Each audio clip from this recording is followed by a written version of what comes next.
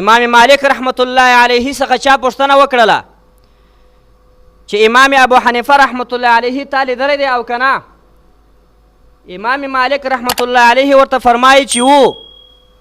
الله ده ته لوی علم ورکړی و، دومره علم الله ورکړی و که چیرې د خاورې ستون وای او ده ویلی وای چې دا د سرو زرو ستون دی، ده په دلایلو سره ثابت کړی وای، خپل په علمیت سره به ثابت کړی وای چې دا د سرو زرو ستون دی. امام احمد بن حنبل رحمت الله علیه فرمایي په شان د امام ابو حنیفه رحمت الله علیه کې چې امام ابو حنیفه رحمت الله علیه صاحب الورع والزهد والتقوا و، خاوند د بزرګۍ و، متقی انسان و، پرهیزګاره انسان و. امام شافعی رحمت الله علیه فرمایي وایي که څوک غواړي چې زه په مغازي کې مهارت پیدا کم، د رسول الله صلی الله علیه وسلم په جنګو کې مهارت پیدا کم چې رسول الله صلی الله علیه وسلم په کم تاریخ باندې کم ځای جنګ کړی و، په کم ځای جنګ نه و کړی، کم ځای ته تللی و، نو ولاړ شي مدینې منورې ته. په مدینې منورې کې ښه عالمان دي، هلته به دی مهارت په مغازیو کې پیدا کړي، په جنګ د رسول الله صلی الله علیه وسلم کې و پیدا کړي. او کم سړی چې دا غواړي چې زه مهارت پیدا کړم په مناسکو د حج کې، د حج مناسک ما ته معلومات وسي، نو دی د ولاړ شي مکې مکرمې ته.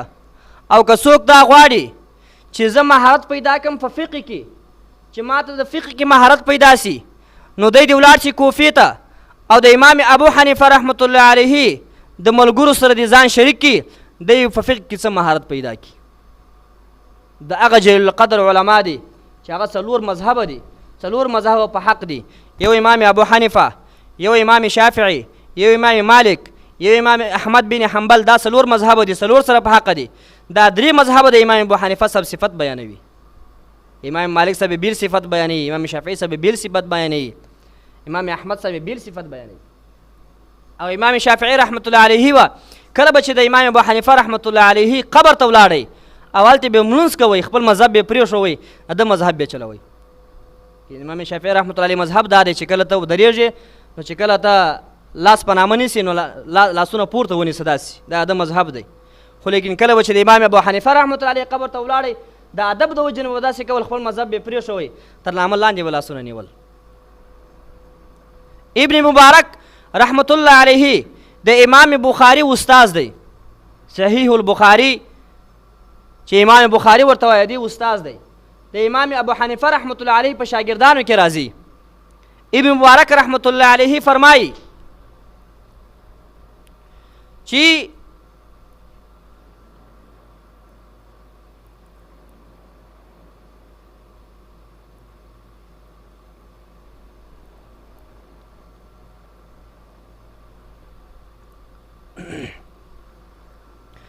ابن مبارک رحمت الله علیه فرمایي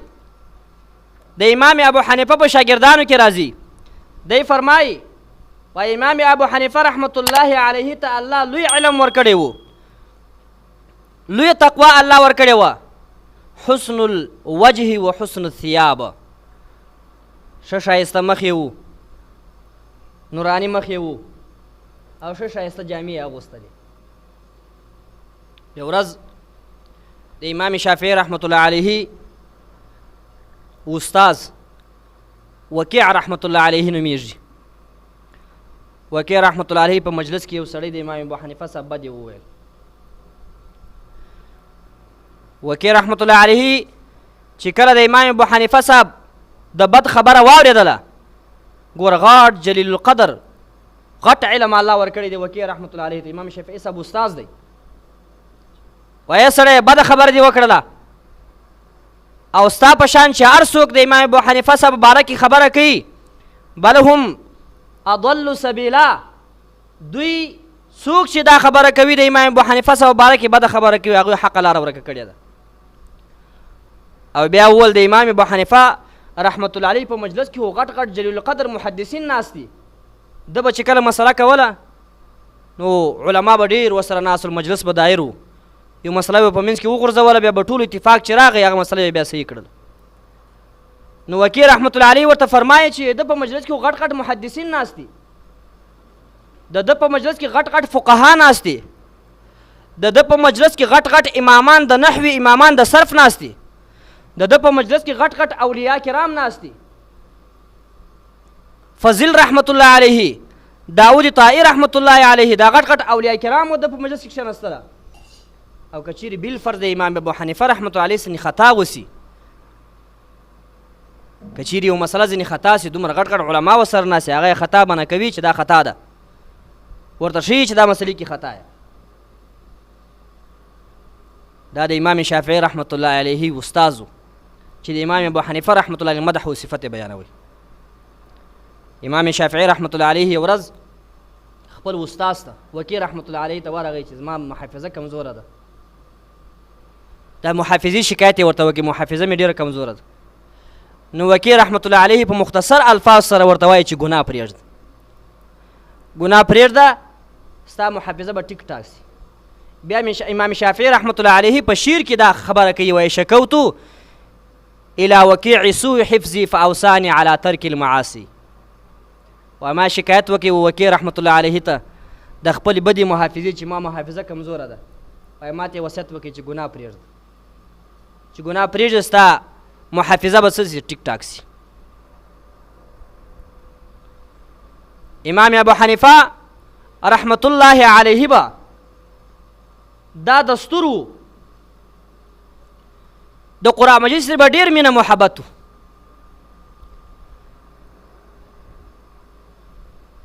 ماښام به چې ده کله ماخوستن نه فارغه سو، تر سهاره پورې به دی په ملانځه باندې ولاړ و، په ملانځه په نفلو کې به د قرآن مجید ختم کوئ، او په یو شپه کې به ټول قرآن مجید ختم وکړي، دا بله شپه بیا د قرآن مجید ختم شروع کړي، بیا به یې وکړي، هره شپه د قرآن مجید ختم کوي په نفلو کې، سهاره پورې به ولاړو. او چې کله به رمضان راغی، په رمضان کې به 2 شپېته واره د قرآن مجید ختم کوئ، یو ختم به د ورځې وکئ، یو ختم به د شپې وکئ. نو 10 روژې دي، شپېته ختمه خدا رالل د ورځې او د شپې، یو ختم به تراویح کې وکئ، دا یو شپېته، او 2 شپېتم ختم به د اختر په شپه وکئ، دا 2 شپېته ختمونه. 2 شپېته ختم به صرف په رمضان کې کول. او کم ځای چې د عبادت ځای و، چې کم ځای د عبادت کوئ،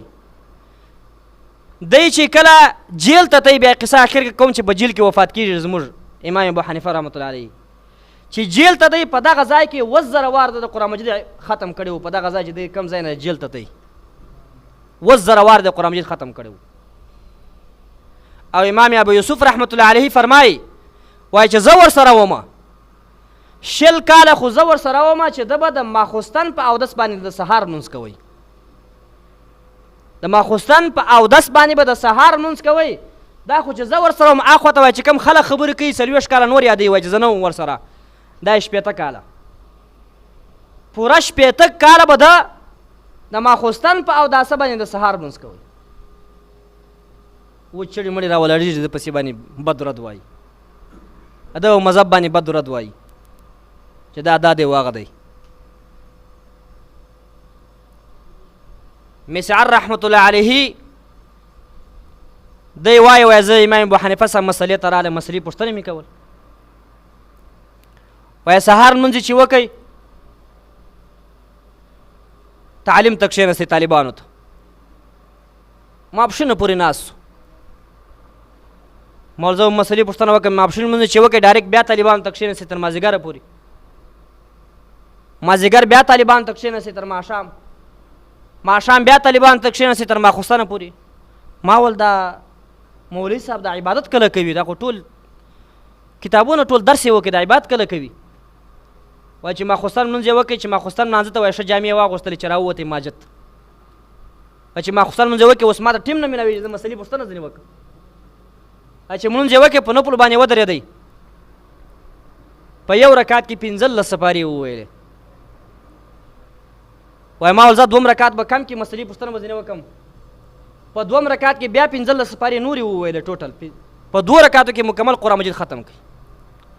سهار لمونځ چې وکړې، ما وویل دا مولوي صاحب خوب هم ونه کوي، ورته ویل 2 ورځ څه کوي؟ په 2 ورځ کې هم دغسې دستور وکړئ،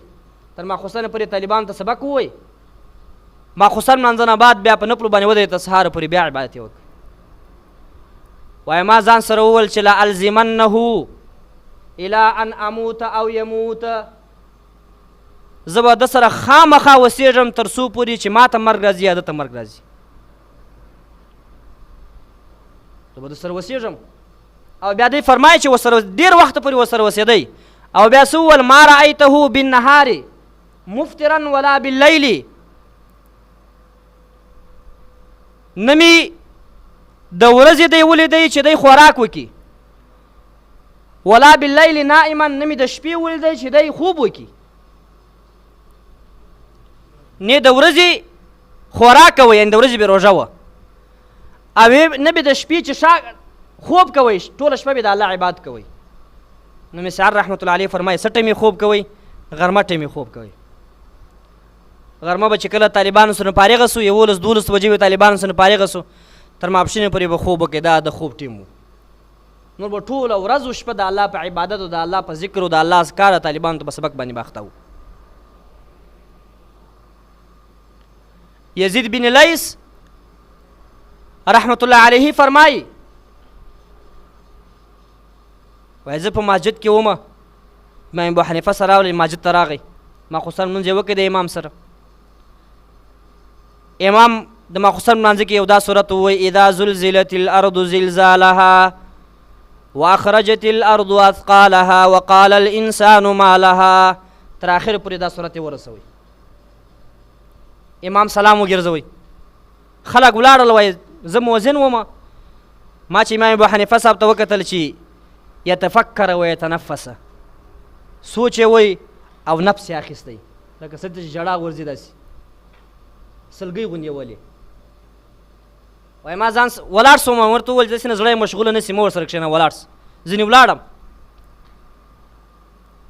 وایي ځینې ولاړم چې سهار ټیم و، خو چې کله ځینې تلم دا څراغ مې یو څه لږ رڼۍ کمه کړله، پخوا به داسې اسباب نه ول، څراغ مې یو څه ځینې کم کړی و، ځینې ولاړم. کله سهار ټیم و، زه خو مؤذن و مختی رالم، چې کله دا مسجد ته داخلېدلم وایي دی په هغه ځای ناست دی، وایي دا وایي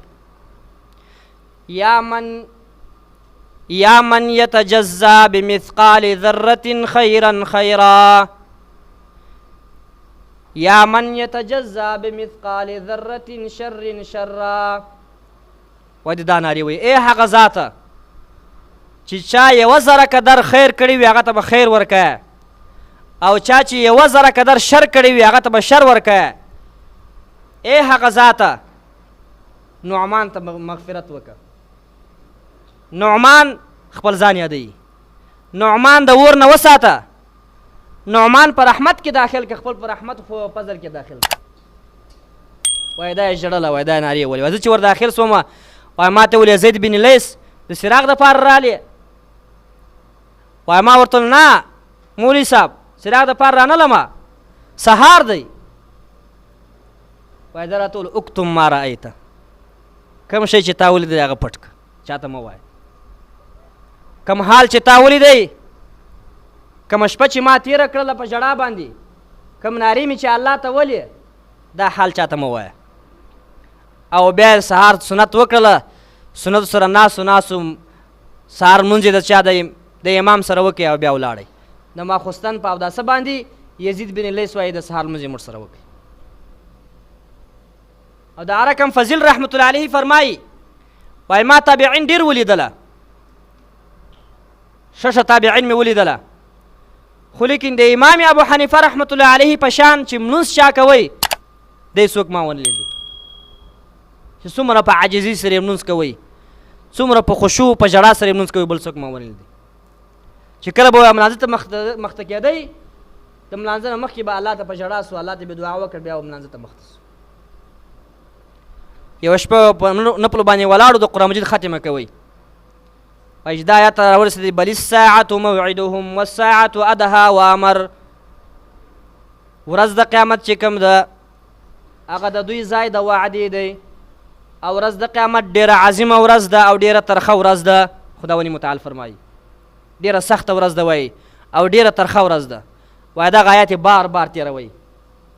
خپل په نفلو کې د آیت بار بار اړوئ ور اړوئ راړو څو پرې سهار کېدی بل الساعة موعدهم والساعة ادهى وامر او بله شپه باندې چې په نفلو باندې ولاړو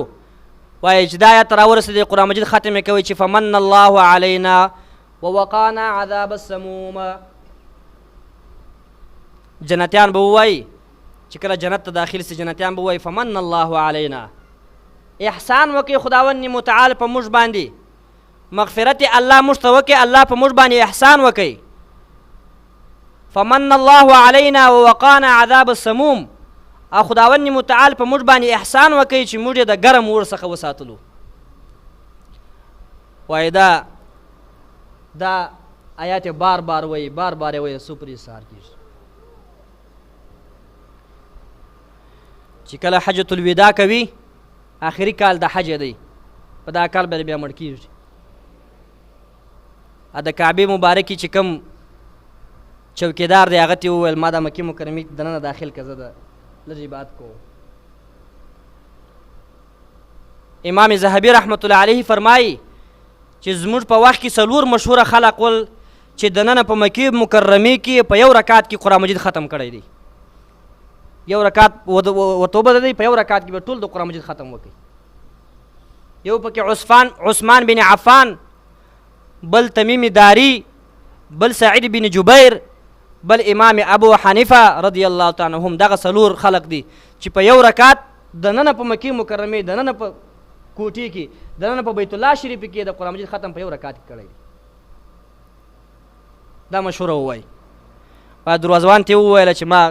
که اجازه وي زه د بیت الله شریف دننه داخل سم او غټ عالم و که مو خیال کړی وي آی صاحبان چې ورغلي وي د مدینې منورې دننه مسجد نبوي ته چې ور داخل سي په ستنو باندې دا نومان لیکل سوي دي د 4 مذاهبو نومان لیکل سوي دي اول نوم د ده دی نعمان بن ثابت 4 مذاهب 4 سره نشته دي نعمان بن ثابت دغه رقم امام شافعي دی امام احمد دی امام مالک دی نور جلیل القدر اصحاب نومان نوشته دي دوی 4 مذاهبو 4 علماو نومان هملته نوشته دي غدروزان ورته وویل صحیح دی اجازه ده درته بیت الله شریف دننه داخلیږي د قرآن مجید ختم شروع کوي په یو رکعت کې یو وار 15 سپارې وایي په بل رکعت کې بیا 15 سپارې وایي پورا قرآن مجید ختم کوي او بیا خدای پاک ته نارې وایي نارې کوي خدای پاک ته نارې کړله ويا الله عرفتك حق معرفتك هو ما عبدتك حق العبادت یا الله ما ته وپېژندلې خپل تر وسه مې کوشش وکړي ما وپېژندلې ته یا الله هو ما عبدتك حق العبادت ما ستا صحیح عبادت ونه کوي کوم عبادت چې ستا شان سره لایق وي کوم عبادت چې ستا د ذات سره لایق د عبادت ما ته ونه کوي او بیا وایي هب لي من نقصان الخدمة لکمال المعرفت یا الله کم نقصان د خدمت چې ما کې دی هغه ما ته راهبه که نقصان ختم که دې لپاره زه کمال د معرفت وکړم ستا معرفت وپېژنم په دومره عبادت کې چې په یو رکعت کې یو وار 15 سپارې ووایه په بل رکعت کې بیا 15 سپارې ووایه بیا عاجزي ته ګوره چې یا الله ما ستا پوره کم شان و کم ستا ذات سره چې کم عبادت وایي هغه ما ونه کوي اوس خو سړی خپل د فرضو نه هم بېزاره وي چې فرض کې هم ورباندې بوجي نه پر خلاصه کوي اوس په قاري صاحبان باندې لا بوجي چې 3 سپارې ختم مقتدیانو ته ورکوي ورته پریشان یې څنګه به وکړي مقتدیان هم ورته پریشان یي چې کله به ختم سي هاي आवाज ورته راځي غیبي आवाज ورته راځي وای امام ابو حنیفه تا پیژندګلي وکړل د الله او د الله پیژندګلي دې شایسته کړله او تا خدمت وکړي د الله او خدمت کې د اخلاص وکړي غفرانك ولمن قام على مذهبك الى يوم الساعات تا ته د بخشش وي او څوک چې ستا په مذهب باندې ولاړ دی هغو ته د بخشش وي آن تر ورځ قیامته پورې دا د امام ابو حنیفه رحمت الله علیه شان دی. یو شان یې خو دا دی چې دی تابعي دی. تابعي د تابعینو زمانه نسبت وموږ زمانو ته ډېر اوچت شان لري. رسول الله صلی الله علیه وسلم فرمایي طوبى لمن رآني ولمن رآ من رآني. خوشحالي دی هغه چا لره چې زه ولیدلم او زما اصحاب یې ولیدل، هغو ته دې خوشحالي وي. یعنې زما اصحابو ته دې خوشحالي وي، او کوم چې زما اصحاب یې لیدلي چې تابعین دي هغو ته دې خوشحالي وي. تابع چا ته وایي؟ تابعي چې یو اصحابي لیدلی وي هغه ته تابعي ویل کېږي. او رسول الله صلی الله علیه وسلم فرمایي خیر الناس قرني ثم الذين يلونهم ثم الذين يلونهم. بهتره د خلقونه هغه څوک دي چې زما زمانه پیدا کی او زما د اصحابو زمانه پیدا کی، او بیا ورپسې چې کوم تابعین دي او بیا ورپسې چې کوم تبع تابعین دي، دا بهتره زمانه ده او بهتره خلق دي د نورو خلقونه. او الله ډېر لوی حلم ورکړی و، لوی صابر ذات و امام ابو حنیفه رحمت الله علیه. یو ورځ یو چا میلمه کوي، اوس د حلم معلوموي چې دا خلک وایي دی صابر دی صابر دی او که نه. میلمه یې کوي ځان سره، دروازې ته چې راویستی د کور دروازې ته، ورته یې وویل امام صاحب مولوي صاحب ما ګپه در سره کول، ورځه بېرته روان سه امام ابو حنیفه رحمت الله علیه. چې یو څه حد ولاړې بیا ورته ناره کړه مولوي صاحب راسه راسه زما میلمه یې. بیا راغی دروازې چې ورته راورسېدی بیا ورته وویل ما ګپه در سره کول. بیا روان سو درېیمه پیره، بیا ورته ناره کړه راسه مولوي صاحب ما میلمه یې. بیا راغی ورته دوه درې پیرې دا کار ورسره وکړي، یو وار بیا واستوی بیا بیا راویسته، یو وار بیا واستوی بیا بیا راویسته. هغه سړی سلام ورته کوي چې ما مطلب دا و زه ستا صبر معلوم کوم، زه ستا حلم معلوم کوم، او ما ستا صبر او ما ستا حلم معلوم کوي چې دومره عظیم شان شخصیت چې نوم لري، جلیل القدر شاګردان لري، چې ما ول دی څه کوي ودرې ښکنځل کوي که نه رد و بد وایي که نه، او تا هېڅ خبره ونه کړله. او اوس یو عالم دومره سپکاوي، اوس یې څه خبره به وکړي؟ مسجد ته ولې پرېنږدي، قوم ولې پرېنږدي چې ورته وایي چې ورځه زما مېلمنه یې، یا یو مشر یو حاجي صاحب ته داسې خبره وسي، یا یو ملک صاحب ته داسې خبره وسي. امام ابو حنیفه رحمت الله علیه ورته فرمایي چې دا خو دومره غټه خبره نه ده، دا خو د یو سپي خصلت دی. مالک چې سپي ته ووایي چې برو پسې یې واخلي ځي، او چې بیا ورته ووایي چې راسه بېرته راځي ورته. نو چې موږ د سپي خصلت په ځان کې رانولو بیا موږ انسانیت کامل انسان به څنګه جوړ سي؟ دا خو دومره غټه خبره نه ده. خیر لس وارې ورته اخوا دېخوا کړی وای څه خبره نه وه. یو ورځ حدیث پړاوي شاګردانو ته ناست دی، شاګردانو ته ناست دی، اوس ولاړ سي او کښېني، ولاړ سي کښېني، دوه درې واره ولاړ سو، درې واره کښېنستی د سبق په منځ کې. شاګردانو پوښتنه ځینې وکړل چې امام ابو حنیفه صاحب څه وجه و، څه تکلیف تکلیف خو به نه وي درته؟ وایي نه تکلیف خو نشته ماته، خو لیکن زما د استاز یو سپی هغه هلته تېرېدی، دروازې ته چې ما وکتل تېرېدی، نو ادب د وجې نه زه ورته ولاړ سو، او بیا د اخوا بیا داسې تېر سو، بیا ما ورته وکتل د ادب د وجې بیا ورته ولاړ سوم. دا سپی به چې کله ما لیدی د ادب د وجې نه زه به ورته ولاړېدلم، چې نور ما باندې څه تکلیف نه و. او بل ورځ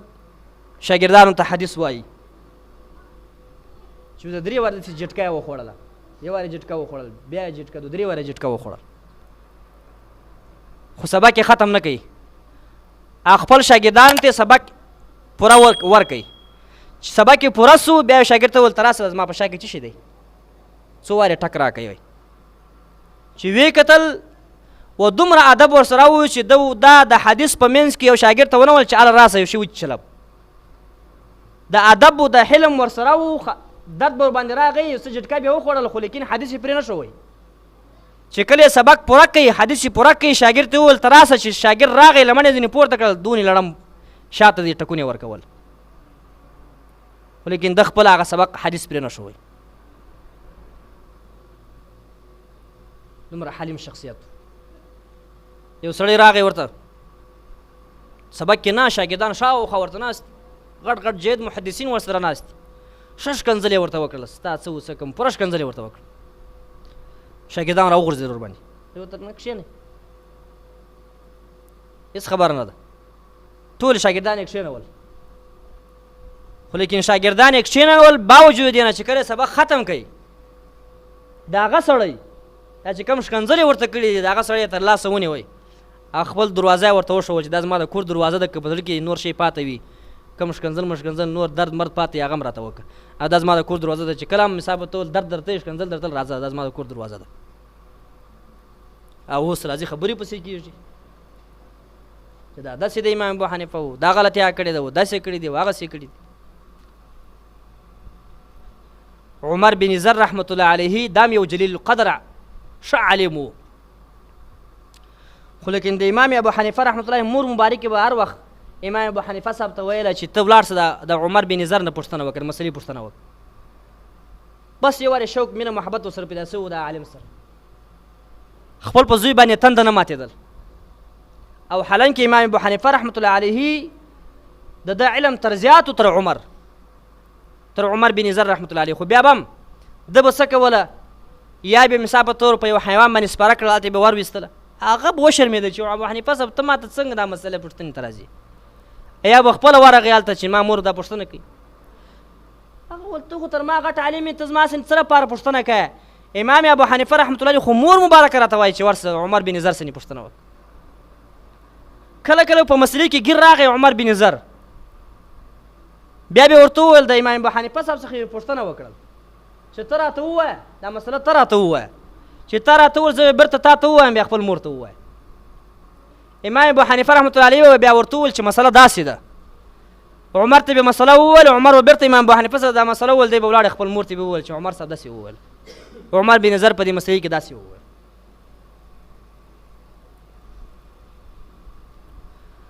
داسې لوی عالم و لوی شخصیت و خو مرګ یې څنګه راځي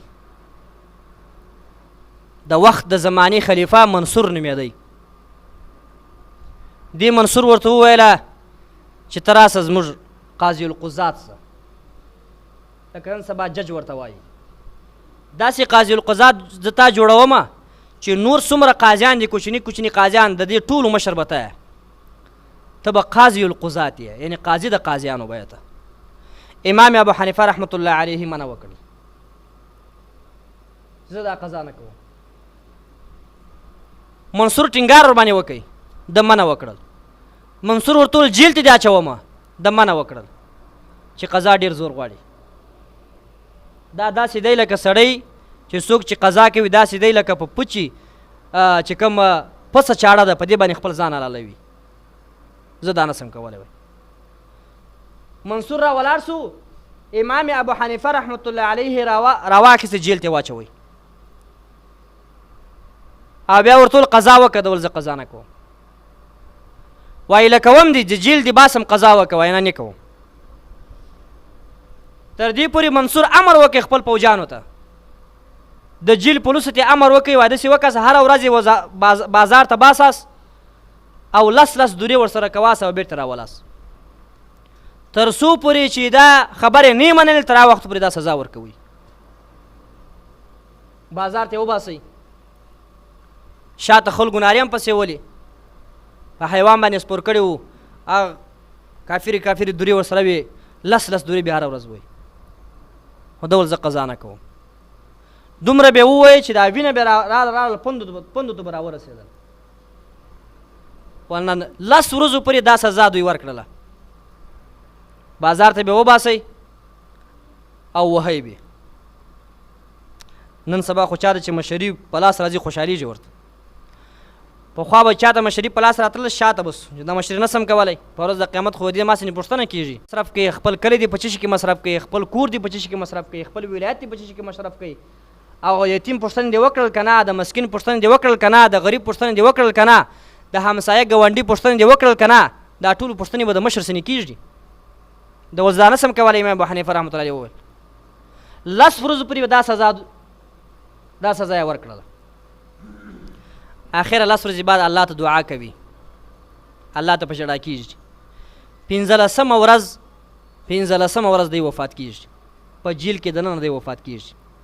په شهادت رسېږي. بعضې کتابونه لیکي چې د زهر یې ورکړله، چې دته زهر راوړله چې ویې کتل زهر دی، وایي زه خپل نفس نسم قتل کولی چې خپل یې وخورم. په زور یې وایي زهر ورکړله، په زور یې مړ کوي، زهر یې ورکړل. نو د امام ابو حنیفه رحمت الله علیه خپل نوم دا نعمان بن ثابت دی. نعمان زوی د ثابت، د پلار نوم یې ثابت دی. 80 کاله د هجرت چې تیر سوله، یعنی رسول الله صلی الله علیه وسلم چې کله مدینې منورې ته هجرت وکړي، 80 کاله بعد بیا امام ابو حنیفه صاحب پیدایش کېږي او په 1.5 سل هجري کې دی وفات کېږي. ټوټل د عمر تقریبا 90 کاله راځي. په 90 کاله کې الحمدلله د دومره دین ته خدمت وکړي چې په ټول دنیا کې انشاءالله د دین د مذهب سره خور دی. اوس افغانستان وګوري، پاکستان وګوري، سمرقند وګوري، ترک وګوري، عراق وګوري، هندوستان وګوري، زیدا دا ټول دین خدمت ته چې د کړی دی.